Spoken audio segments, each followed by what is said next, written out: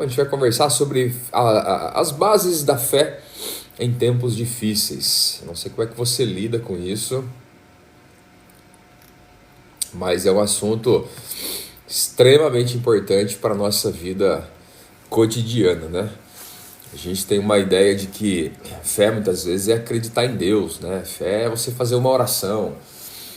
E cada vez mais a fé tem sido deturpada e tem sido utilizada no modelo fast food, né? Você ora hoje, se amanhã as coisas não acontecerem, pronto, não é Deus, né? E, e a fé tem sido usada como uma varinha mágica para que você toque e as coisas mudem, aconteçam, o milagre venha. E se isso não acontecer, segundo os charlatões da fé, você é uma pessoa que não tem fé, né? Ou tem pouca fé. Precisa aprofundar mais isso. Vamos lá, vamos agora fazer uma oração de guerra. Eu vi aquele cantor lá do Faz Chover, não vou falar o nome aqui, mas falando agora há pouco, né? Tava ligando a rede social aqui e tal, e apareceu um vídeo dele, ele falando, não, porque quando eu pego o violão, eu entro no quarto, ou é para adorar ou é para guerrear.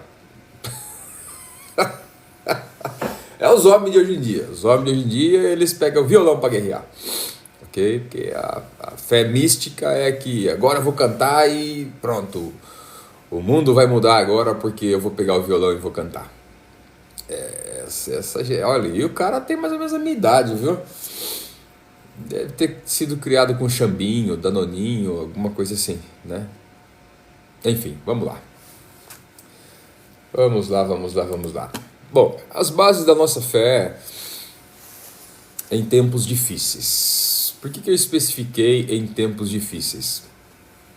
Exatamente porque existe a fé salvífica que a gente fala, que é essa crença de que Jesus é o Filho de Deus, Jesus é o Messias, Jesus é aquele que veio para salvar.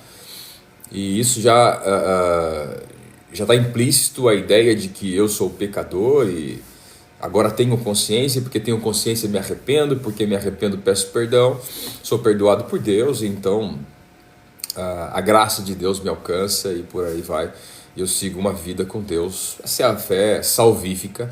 A partir disso, a gente passa a ter uma relação com Deus, onde uma fé para a vida do dia a dia, ela começa a ser desenvolvida, ela começa a ser acrescentada, né? Por isso que a Bíblia diz, ó, você precisa de fé, então ore, peça a Deus, né? Fale com Deus e peça fé, ok? Então é uma espécie, vou colocar assim, né, de fé diferente da fé salvífica. Tem a fé salvífica que gera essa fé para o dia a dia, para que a gente possa viver aqui. Uma coisa é você falar assim, eu ouvi muito isso no passado, né?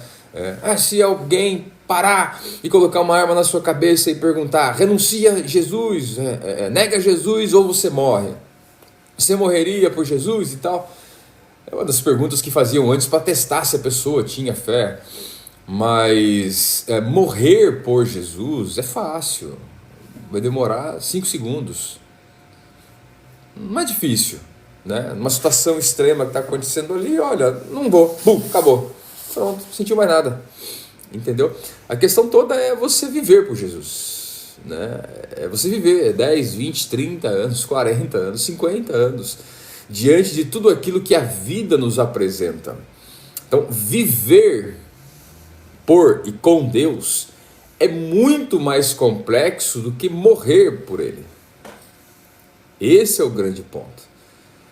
Se você pegar a própria questão de Jesus, né? Mas você está desvalorizando a morte de Jesus? É óbvio que não. Porque aí nós estamos falando de um Deus que se torna homem, né? É injustiçado. E a dor ali não é a morte como o homem, a dor ali é a injustiça, é a calúnia, a dor ali é a traição que ele sofre mesmo sem ter pecado, né? Esse é o grande ponto. Agora, voltando para a questão da fé em tempos difíceis, a gente precisa compreender que esse mundo ele é governado por um príncipe. A Bíblia diz que tem um príncipe e o maligno é esse príncipe. Satanás é o príncipe deste mundo, a Bíblia afirma. Logo, ele governa esse mundo. Nós chamamos isso de sistema do mundo.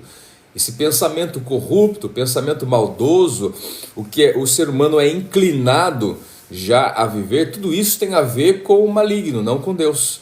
Então há um sistema que governa esse mundo. E para viver nesse mundo, a gente precisa, estando em Deus, cada vez mais ter fé e desenvolver essa fé para conseguir passar pelos tempos difíceis. Porque os tempos difíceis vão acontecer. Engana-se aquele que pensa em viver com Deus para fugir dos tempos difíceis. Nós precisamos viver com Deus por dois fatores. Porque o mundo vindouro é vindouro, vai acontecer. Tá? Então não é só isso que nós vivemos aqui. Tem algo depois. Segundo, é porque enquanto estamos aqui, precisamos aprender a suportar e a passar por esse tempo aqui. Então, é mister dizer para você, é mister que esse tempo difícil aconteceu, acontece e vai acontecer. E uma vez que eu entendo esse contexto, então eu preciso saber quais são as bases dessa fé para eu viver em tempos difíceis. Esse é o grande ponto. Então, vamos citar aqui algumas bases aqui que nós podemos fincar como estaca para que essa fé desenvolva cada vez mais em tempos difíceis. Ponto 1. Promessas. Uma das bases são as promessas de Deus. E existem várias promessas de Deus. Mas aí não se iluda, você que é pentecostal, neopentecostal, você que gosta do charamanaias, você que gosta dos vídeos de internet, ou então que gosta daquelas caixinhas de promessas, né? Tem gente que compra caixinha de promessas, tem gente que é tão carente, mas tão carente, absurdamente carente, que ela compra uma caixinha de promessa e ainda fica na expectativa, será que Deus vai falar comigo hoje? É uma caixinha de promessa, só tem promessa. Não tem outra coisa. É uma caixinha de promessa. E não é sobre isso que eu estou falando. Não é esse tipo de promessa. Então, uma das bases é a promessa ou as promessas de Deus. Não é a promessa de que Deus vai te dar isso ou te dar aquilo. Não é relacionado ao que Deus vai te dar ou que Deus vai fazer em seu benefício da forma que você espera. As promessas têm a ver com o caráter dele. Por exemplo, Isaías 40:31. Os que esperam no Senhor renovarão as suas forças, voarão alto como águias, correrão e não ficarão exaustos ou cansados, andarão e não se cansarão. Há uma promessa dele que aqueles que esperam nele, que estão nele, que confiam nele, o esperar aqui tem a ver com confiar nele, esses receberão o renovo, esses receberão a presença dele, esses aí, eles não vão parar no meio do caminho, não vão ser derrotados no meio do caminho. Outra promessa, eis que eu estarei convosco, Jesus disse, todos os dias até a consumação dos séculos. Não é a promessa de que ele vai te livrar desse mundo, mas que ele vai caminhar com você neste mundo. São promessas relacionais, são promessas onde a presença dele, a identidade dele, ele em si é o grande presente. Você já ouviu aquela expressão sobre o texto bíblico, a glória da segunda casa será maior do que a primeira? Eu vi esses dias. Chega a ser patético, né? Algumas coisas assim. Um jogador de futebol, né? O cara pegou, quando estava no auge, ele usou droga, não sei o que, e tal. Aí detonou a carreira dele e tá num clube pequenininho hoje. Mas aí o repórter foi entrevistar ele, e você tá voltando e tudo, e tal. Eu tô, porque a glória da segunda casa vai ser maior do que a primeira. Ele queria dizer que, olha, eu tava lá num clube grande, tudo arrebentando, ganhando muito dinheiro, fazendo fama, agora eu tô no pequenininho, mas agora Deus vai me honrar, e agora eu vou... O texto não fala sobre isso. Quando ele fala a glória da segunda casa será maior do que a primeira, é porque o povo queria construir, ou Deus falou para o povo reconstruir o templo de Salomão na época, depois do cativeiro que eles estiveram com os babilônicos, e aí eles começaram a reconstruir, pararam no meio do caminho, porque eles não tinham ouro, prata, pedras preciosas como Salomão tinha. Eles falaram, puxa vida, Salomão, olha o que ele fez, a gente não tem isso, então Deus não vai aceitar esse templo que a gente está fazendo. Aí vem o profeta Ageu e fala, opa, peraí, né? Deus usa ele para falar, olha, continuem, façam, construam, porque a glória desta casa vai ser maior do que aquela, porque eu sou a glória desta casa. É a minha presença o que importa. Então é nesse contexto, lembre-se das promessas de Deus, que a presença de Deus vai estar. O Senhor está. Quando o Senhor é o meu pastor, nada me faltará, mas Ele precisa estar, Ele precisa ser o Senhor, Ele precisa viver junto com você, Ele precisa fazer parte da sua história, da sua vida. Então, a primeira base para uma fé em tempos difíceis é entender que Ele tem promessas para cumprir e que essas promessas se relacionam com a presença dEle em nós, através de nós, junto conosco, enfim, junto e misturado, como se diz. Quando nós enfrentamos desafios, nossa perspectiva pode se limitar às dificuldades do momento. Mas nós precisamos lembrar que existe uma promessa dele. Tá? Não se concentre, vou te dar um conselho aqui psicológico agora, tá bom? Não se concentre nas promessas materiais, porque aí você cria uma expectativa daquilo que você não domina e cria uma expectativa de que vai acontecer algo que de repente não é aquilo. Eu vou te dar um exemplo prático. Você está passando por uma dificuldade no trabalho. Aí você, por essa dificuldade, aí você está orando e tudo e tal, vai na igreja, isso e aquilo. Aí você entende, por vários motivos, de que Deus vai interferir no seu trabalho e mudar a situação ali. Você entendeu. Mas esse entendimento, muitas vezes, é por causa de uma necessidade que você tem. Esse entendimento é por causa de uma ansiedade em resolver a situação que você tem. Muitas vezes não é, ou na maioria delas, não é algo real de Deus. Aí você cria uma expectativa de um Deus que você formou, de uma promessa que você mesmo criou, e isso não se concretiza. Aí vem a decepção, vem a frustração. E aí fica frustrado com Deus, por que com o outro acontece e comigo não acontece? Então, para evitar esse tipo de coisa, entenda que a promessa se relaciona a Ele estar com você.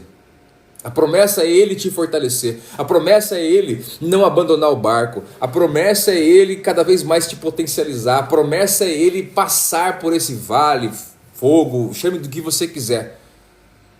Essa é a grande promessa. E junto com isso, psicologicamente, faça o quê? Pratique uma vida de gratidão. Procura trazer à memória aí exemplos, testemunhos, situações que você já passou e Ele esteve com você.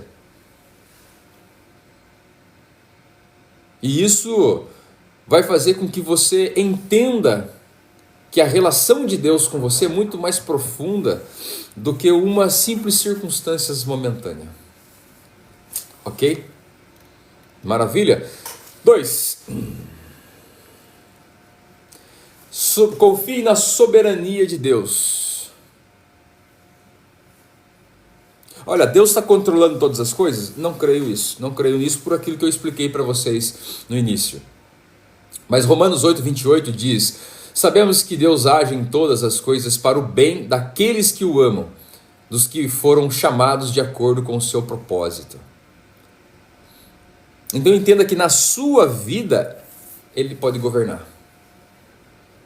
E aí Deus tem as suas formas. Deus tem as suas maneiras.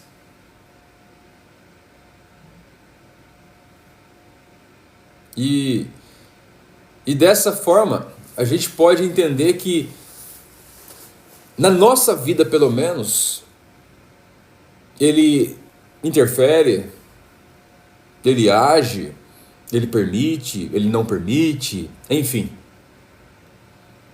Por isso que uma vida com Deus é diferente. Uma vida com Deus é diferente.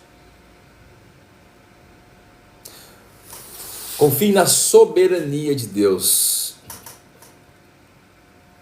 Não entra nessa onda de que Deus e o diabo estão brigando. Soberania significa que ele não tem concorrentes. Às vezes a gente fica assim, né? Vai Deus, vai Deus, vence agora, ganha agora Deus, vai, consegue agora, o diabo está tentando, mas o Senhor consegue, vamos lá Deus, vamos. E a gente fica torcendo para Deus ganhar, né? Aí faz as orações de guerra, disso, daquilo, não sei o que tem e tal, e vai. Ei, Deus não está lutando contra o diabo, tá? Tá não, eu e você podemos lutar, mas Deus não está não. Jamais, isso não acontece. Isso nunca aconteceu na Bíblia. Isso nunca vai acontecer. Ele é soberano. Ele não tem ninguém que chegue para lutar com Deus, gente. Para tentar vencer Deus. Isso é uma aberração teológica, né? Colocam por aí. É um misticismo que não tem a mínima lógica bíblica, mínimo contexto bíblico para isso. Ok? Bom, uma outra base para a fé nos tempos difíceis é: entenda o seu propósito. Se você conhecer o seu propósito, saber do propósito que você tem de vida, toda decisão que você tiver que tomar, tome de acordo com esse propósito. Deixa eu explicar de maneira mais prática. Eu gosto de trazer a prática aqui para vocês, porque senão fica muito vazio, né? Eu vejo que o pessoal às vezes fala aí coisas muito vazias, bonitas, filosóficas, mas vazias porque não faz sentido prático.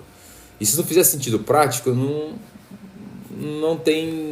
é uma lição, não dá para aprender. Vamos lá, o que significa isso? Vou dar um exemplo aqui, ó. Você fala assim: para esse próximo ano agora meu propósito é comprar uma casa. Não, esse é o seu objetivo, isso não é o seu propósito. Por quê? Porque o objetivo é onde você quer chegar. Propósito é por que você quer chegar lá. São duas coisas diferentes. Então, entendeu? Você pode no meio do caminho falar assim: olha, não é casa, é apartamento. Ou no meio do caminho falar assim: na verdade não é casa nem apartamento, é um terreno. Você mudou como vai fazer. E não há problema. A questão é o porquê que você quer comprar. O propósito responde a pergunta por quê. Por que eu acordo pela manhã? Por que eu estou aqui na live agora? Por que eu trabalho? Por que eu casei? Por que eu permaneço casado? Por que eu separei? Por que eu tenho filhos? Por que eu vou criar os meus filhos? Por quê? Por quê? Por quê? Sempre pergunte por quê. O porquê. A resposta do porquê vai fazer com que você entenda qual é o seu propósito. E propósito não é achado. Não achei meu propósito. Propósito você constrói, não acha. Tem um link na bio aqui que você encontra os meus cursos. Um dos cursos que eu tenho é o Vocação Descomplicada, onde eu esmiuço isso para você entender o que é propósito e como construir o seu propósito de vida. Então, propósito é uma das principais bases de uma fé em tempos difíceis, porque no tempo difícil, não venda o seu propósito, não venda o propósito de Deus para a sua vida, não negocie com isso. Tem gente que sabe o propósito, aí vem uma situação e ele fala: então estou em dúvida, não sei o que fazer. Meu Deus do céu, se há um propósito, não há dúvida em relação a isso. Você pode ter dúvida de outras coisas, mas em grande parte da nossa vida, a resposta já foi dada. Já foi dada quando a gente entendeu o propósito, quando a gente construiu esse propósito. Quando foi definido esse propósito de vida, já foi. Alguns anos atrás, uma pessoa chegou para mim e falou assim: olha, é o seguinte, eu não quero mais esse estilo de vida, e eu sei aí do seu chamado, essas coisas, ministério e tal, mas não quero esse estilo de vida mais. Ou muda isso aí, para a gente ter uma vida normal aí, tudo e tal, ou eu tô fora. A minha resposta foi: ok, você quer que eu ajude a fazer a mala? Foi frio, foi triste. Ouvir isso para mim foi muito triste, mas eu tive que responder dessa forma. Por quê? Porque não era algo para eu pensar. Você entende que eu não tinha que pensar a respeito disso, porque já era um propósito, já estava definido isso já. Propósito é o que é inegociável. Por isso que ele é desenvolvido, o propósito ele é formado com valores, com princípios e tal. É uma soma de características que constrói o propósito. Lá no curso você vai ver que é espetacular isso. O que eu percebo hoje é que as pessoas negociam muitas situações. Aí elas ficam mais perdidas que seguem tiroteio. Aí piora os tempos difíceis.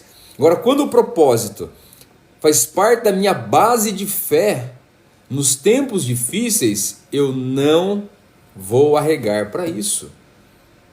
Aí eu vou buscar alternativas para suportar o tempo difícil, para passar o tempo difícil, para vencer o tempo difícil.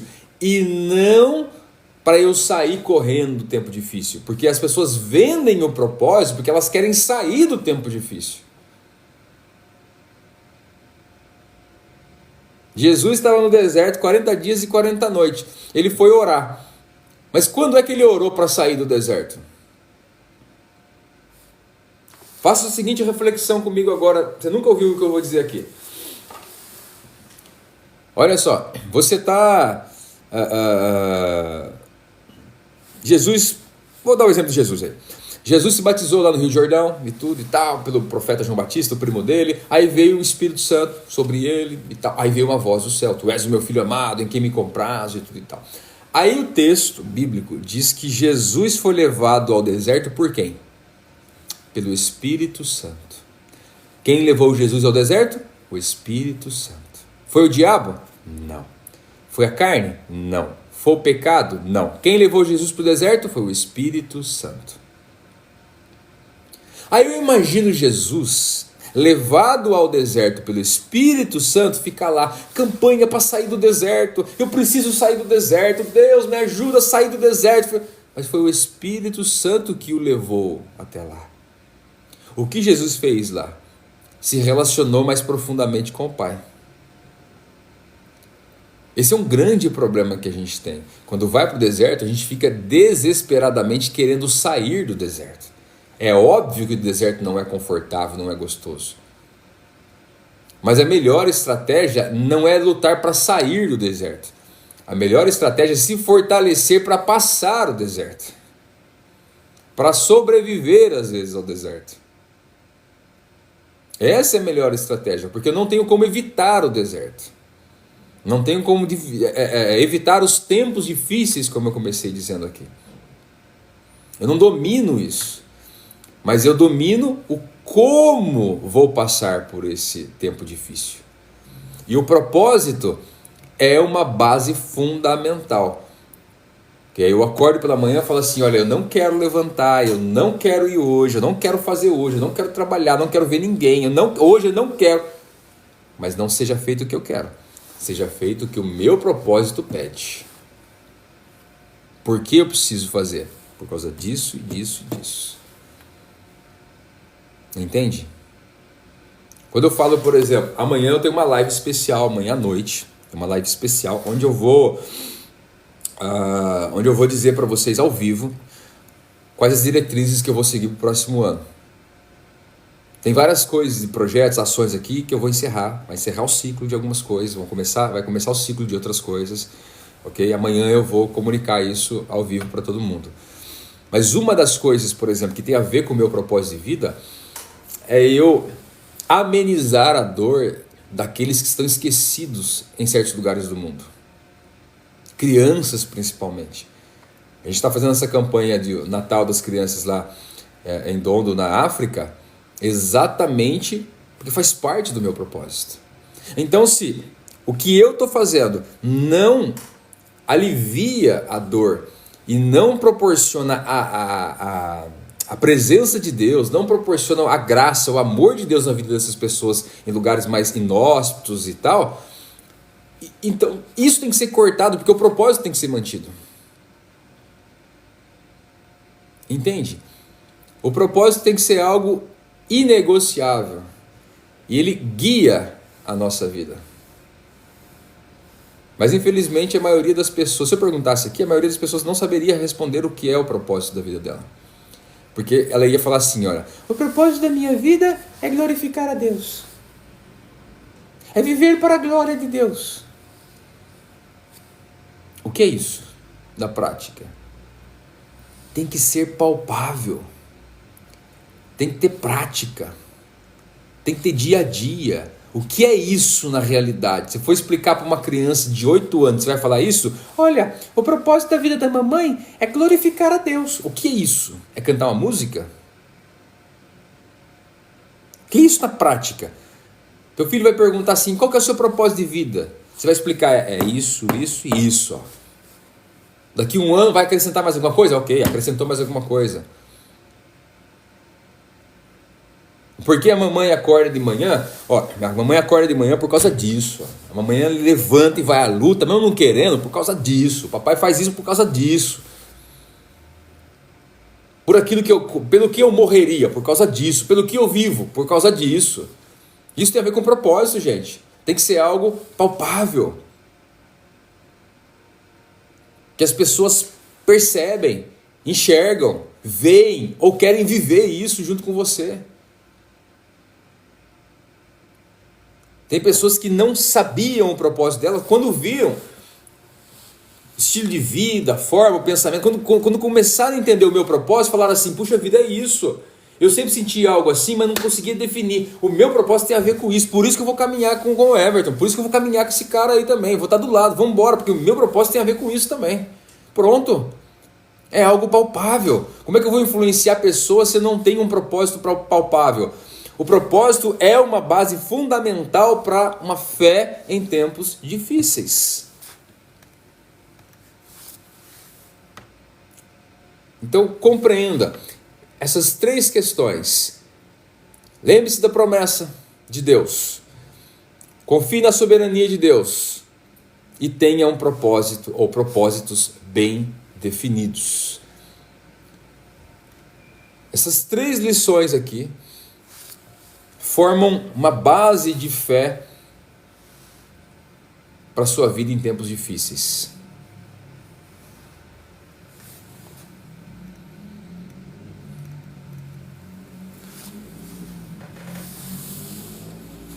Agora, meu último exemplo, antes de eu ler as mensagens aqui, mandar um abraço para vocês e responder algumas perguntas, caso tenha. Preste atenção nisso aqui. Quando a gente fala sobre fé, normalmente se envolve muito o ser humano e o que o ser humano vai fazer para Deus retribuí-lo. Fé não é isso. Fé não é pegar na garrafa ungida, tomar água ungida, a rosa e na campanha, nada disso tem a ver com fé, ok? E alguns falam assim, não, mas olha só, não sei ouvir Deus falando e tal, faça prova com Deus, faça que nem Gideão. Gideão fez prova com Deus e tal. Eu nunca vi na Bíblia, nunca vi um texto ou Jesus falando assim, olha, quando você quiser aprender sobre fé, olha para a vida de Gideão, ok? Gideão nunca foi padrão de fé, nunca foi exemplo de fé.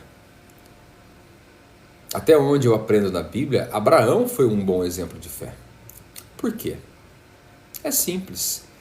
Deus fala para Abraão, sai da onde você está e vai para um lugar que eu ainda vou mostrar. Você nem sabe para onde você vai ainda. Só sai. Depois você vai ver. Abraão pega aí, sai e ponto. Está vendo como foi simples? Eu não estou dizendo que foi fácil.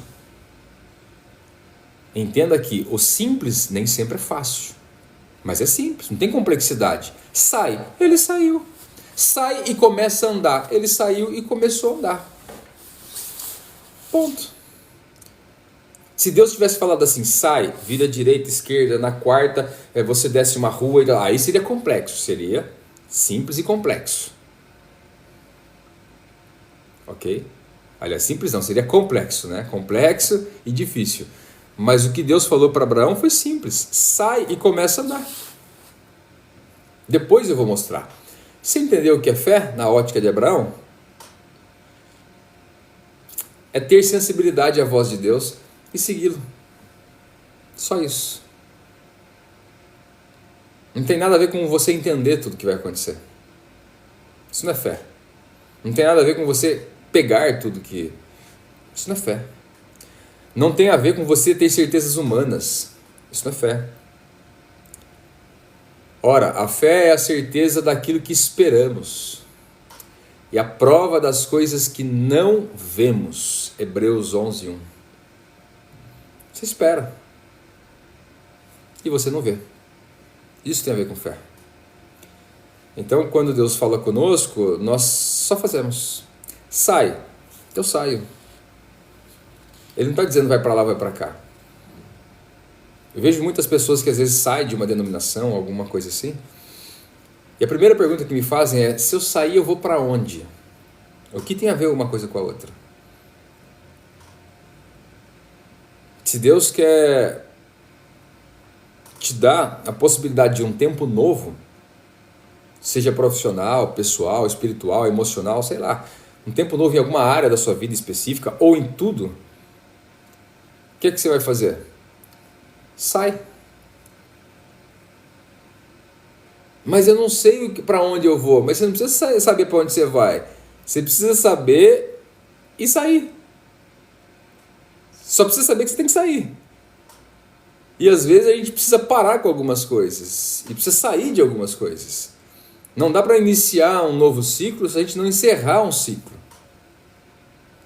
O problema é que a gente quer levando tudo até dar certo outra coisa. A hora que der certo eu saio daquela. Tem gente que lida assim com relacionamento, né? Olha, eu tô com uma pessoa, mas aí eu vou com outra engatando. A hora que eu ver que dá certo, beleza, aí eu vou e termino com esse. Tem gente que quer pegar 2 trabalhos ao mesmo tempo. A hora que der certo aquele eu largo esse. Porque se não der, eu tenho esse pelo menos, né? Isso não tem nada a ver com fé, gente. Lembra do povo no deserto? Meu último exemplo é esse. O povo sai do Egito, vai para o deserto. E agora, o que nós vamos comer? Aí Deus fala assim, ó, eu vou mandar o maná. Aí Deus dá uma orientação bem específica. Ele diz, eu vou enviar o maná, que é um alimento que vocês vão comer. Eu vou enviar todos os dias. Mas vocês não podem guardar o maná. Não tem que fazer estoque dele. Ok? É uma relação de confiança. Eu honrei tudo que eu falei para vocês até agora. E eu vou honrar essa. Então, eu vou enviar, vocês comem. O quanto for necessário, vocês comam. Pegue aí para a família de vocês tudo e comam naquele dia e tudo. No outro dia, farei a mesma coisa. Não vai ou não pode guardar. Porque se guardar, vai estragar, vai cheirar mal e vai juntar bicho. O texto fala. Aí o que alguns fazem? Estoque de maná. Você entende? Isso não é fé. Quando há certeza humana, não é fé. Então você precisa talvez definir hoje que tipo de vida, de fé você quer. Se a fé faz de conta, ou se a fé que vem de Deus. Bom, eu sou o Everton Lopes, esse daqui é o Clube 707. Todas as manhãs, 7 da manhã, horário aí de Brasília, de vocês aí no Brasil. Eu estou ao vivo com você, trazendo aqui um devocional, uma reflexão, um tempo de transformação, de motivação, para que você possa tomar melhor as suas decisões, superar as dificuldades, os desafios emocionais, mas sem perder a fé, sem perder a sua vida cristã, potencializando isso. Tá bem? É muito bom estar com vocês aqui em 2 redes sociais, estou ao vivo em 2 redes sociais aqui. Deixa eu mandar um abraço. Se você quiser colocar aqui a cidade, estado ou país que você está me acompanhando, eu te mando um abraço específico. Se tiver alguma pergunta específica sobre o que eu estou falando aqui agora, pode colocar também, ou alguma mensagem eu vou ler, que eu tenho mais alguns minutinhos com vocês aqui. Tá bem? Um forte abraço aqui para Alves Empadão. Nossa. Empadão Sabor. Empadão Sabor Goiano, legal, um abraço. Evandro, um forte abraço.